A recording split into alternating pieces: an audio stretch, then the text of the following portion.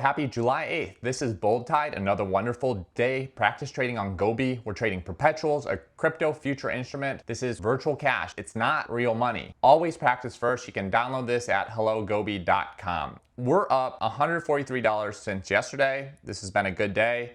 If we look at the activity screen here, we see we've taken the profit on Hamster Combat at 0.00204. If we look at it, exactly what we hoped for played out. We're seeing this minor trend right here, this giant bullish spike. Our bet is that it's happened before, and every single time it's happened, it's just gone back to baseline. We put a take profit for this short right about here, which is lower than the current price. So we captured on the wick, happened exactly like we hoped for. It's a wonderful example of a pattern that has gone really well. Let's look at what else is going on. If we go back to home, start with AAVE. AAVE's down a little bit on this long, but not to worry. We see the trend seems like it's reversed into this bullish trend here. What we really like is this volume signal, where the volume, and if you look right underneath, you can see that the open interest is going up as it's going up, which means bulls are entering the market and at high volume. The volume is lower every time it goes down. It's gone back up. We see this as, if you zoom out on this chart, it's been on this huge downward trajectory and it seems to be getting some bullish energy now. We're gonna play into it.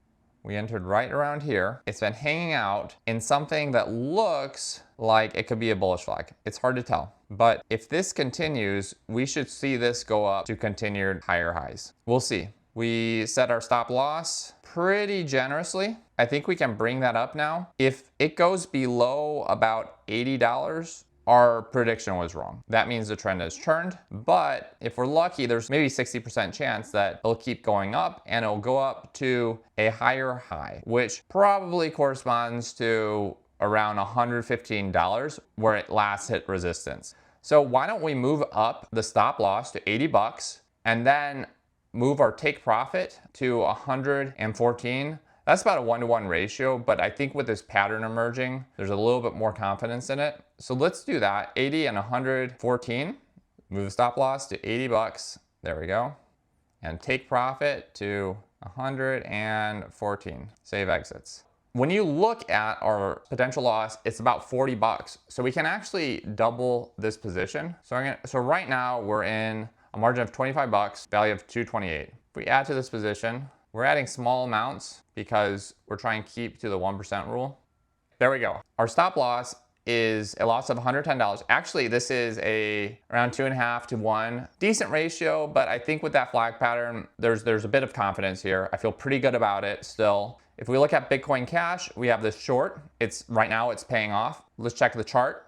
We're seeing this downward trend right here. And then what looks like a potential reversal, but when we look at this reversal, this apparent reversal, what do you see? Open interest going down. That means the short's exiting the markets. And then there's a huge volume. Look at this. The biggest spike is at the top here, and it's a loss, and then you have contracts entering again. Again, contracts exiting, and then when we see this, we'll see probably contracts entering again. So what we saw with Bitcoin Cash is that this is a game played by shorts. There's way more shorts than longs. We can anticipate this market should continue trending down. So I'm pretty happy with this. We'll just let that sit. This might be a huge gainer. If we go in this position though, you'll see we made a mistake.